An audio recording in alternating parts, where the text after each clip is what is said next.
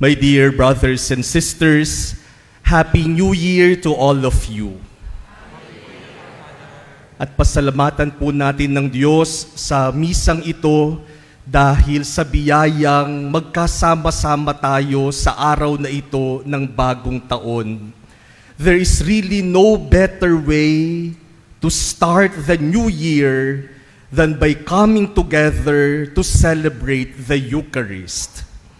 If we want to start the year right, then let us start it with the Lord. And I'm sure last night and today, we have all the same prayers for this new year. Pare-pareho tayo ng ipinapanalangin. We ask the Lord that this year be a happy, a peaceful, and a year that is full of blessings. Hinihingi natin sa Panginoon na sana maraming pagpapala ang dumating sa ating buhay, sa ating pamilya, sa ating bansa, sa buong mundo para sa taong ito. That is the reason why on the first day of the year, the Church gives us Mary.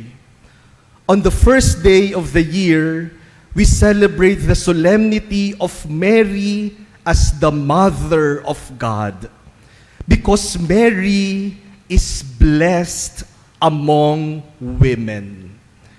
If there is one person who can teach us about blessings, it is Mary, because she has received God's greatest blessing. God has given her the greatest gift that God could ever give, and that is Jesus. Kung gusto nating matuto kung paanong tumanggap ng biyaya mula sa Panginoon, tingnan natin si Maria, sapagkat siya'y bukod na pinagpala sa babaing lahat. And St. Paul in our second reading today reminds us that Jesus is God's greatest blessing, not only to Mary, but to all of us. Ipinagkaloob si Jesus sa bawat isa sa atin. Kaya sana yung blessing na hinihingin natin para sa taong ito ay hindi lamang pera, hindi lamang trabaho, hindi lamang promotion, hindi lamang bahay, kotse, gamit, hindi lamang relationship. Sana ang biyayang hingin natin sa Panginoon ay si Jesus. Because if God gives us Jesus and we receive Jesus in our lives, we have received every blessing that God could ever give. Kapag nasa atin si Jesus, nasa atin na ang lahat. Kaya sana si Jesus ang biyayang hingin natin. Bukod sa iba pang mga biyaya, hingin natin na sana sa taong ito, pagpalain tayo ng isang mas malalim at mas matibay na ugnayan, relationship kay Jesus. Let Jesus be our greatest blessing. Kasi minsan dasal tayo ng dasal, sa kung ano-anong mga blessing, nakakalimutan natin si Jesus. Ask for Jesus. And if God gives us Jesus, God can give us anything else. But you know, my dear brothers and sisters, Christmas or New Year is not just about being blessed. On this first day of the year, let us not just ask that we be blessed. Passive kasi yun eh. To be blessed. Ibig sabihin, recipient tayo ng biyaya. The new year also invites us to bless. To bless. That is why in our first reading today, the Lord, through Moses, instructs the priests on how they should bless the people. to bless others.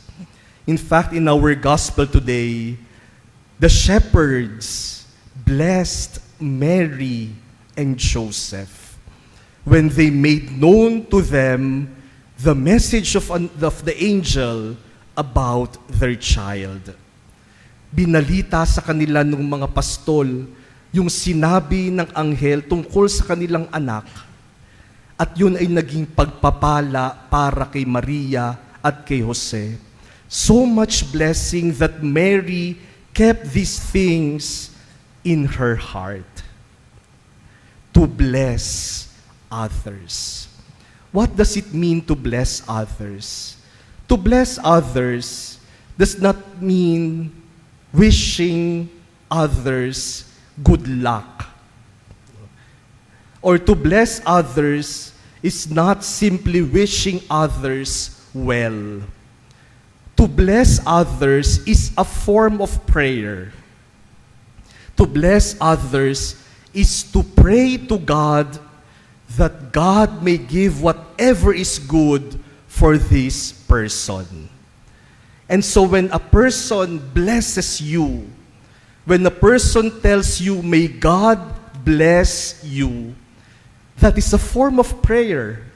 And the prayer is that God may give you whatever is best for you. Yan ang ibig sabihin ng blessing another person. Kapag binless natin ng isang tao, nananalangin tayo sa Diyos na sana pagkalooban siya ng Diyos ng lahat ng mabuting biyaya na kinakailangan niya.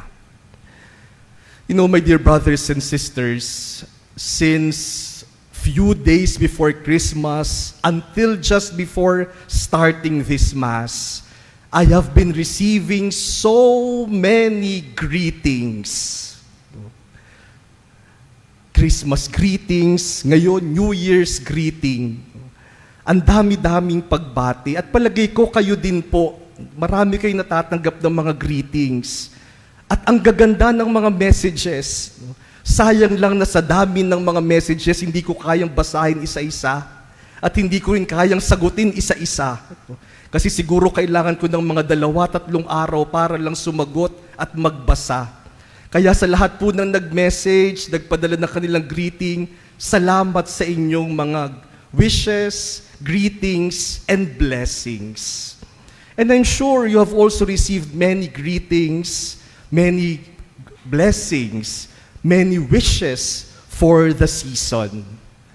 Alam niyo po, naisip ko, bakit ba tuwing Pasko at bagong taon lang natin ginagawa ito? Yun bang padalhan ng bawat isa ng magagandang mga messages, ng mga greetings and wishes, ng mga blessings. When you say, may God bless you this new year, that is blessing a person. When you say, may God give you peace and joy this year, that is blessing a person. Bakit ba tuwing ganitong panahon lang natin ginagawa ito?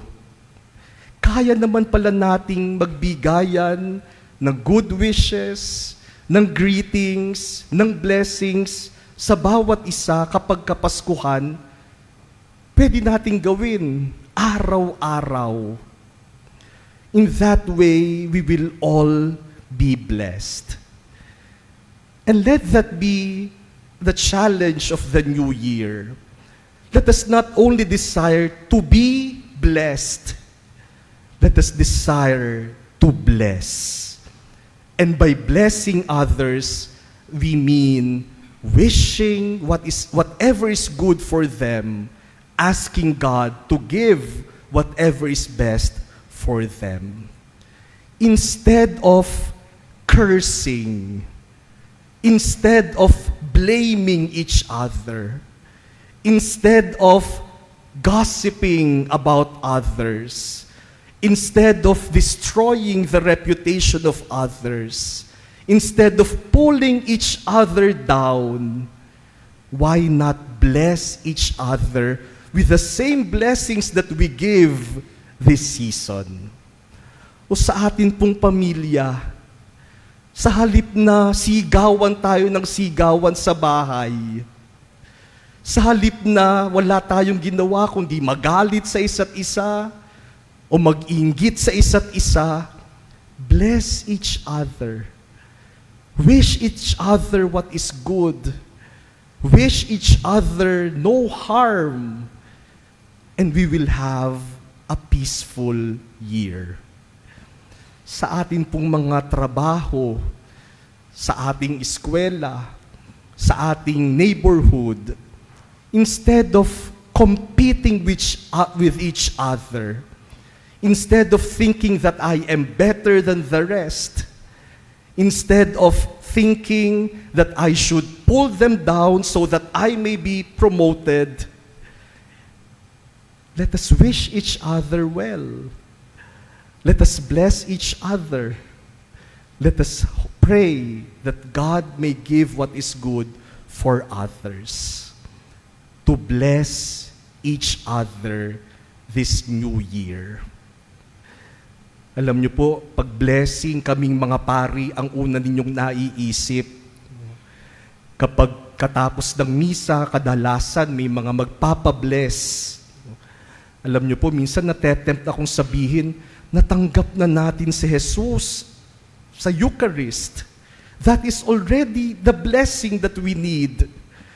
Hindi makapangyarihan yung blessing ko, mas makapangyarihan na tumanggap ng komunyon.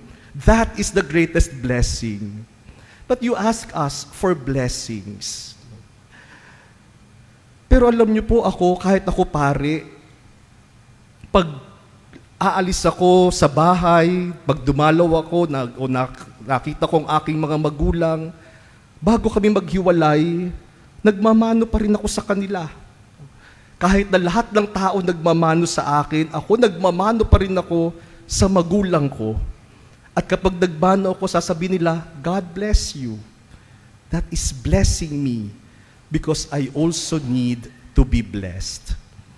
Minsan po may isang bata, nung nakita nila ako, sabi, "Uy, si Father." Sabi ng mga magulang doon sa bata, "Oh, bless, bless, bless." Akala siguro nung bata, ako yung pinagbe-bless. Kaya sabi nung bata sa akin, gumanon yung bata. So nag-bless naman ako doon sa bata. Sabi nung bata, "God bless you." And I realized that I needed that blessing even from a small child. If we priests bless you, please bless us too, because we also need your blessing. This new year, let us not just ask to be blessed. Let us ask that we be instruments of God's blessings to others. Let us always bless each other. And if we bless each other, we will all be blessed. And this will truly be a blessed year.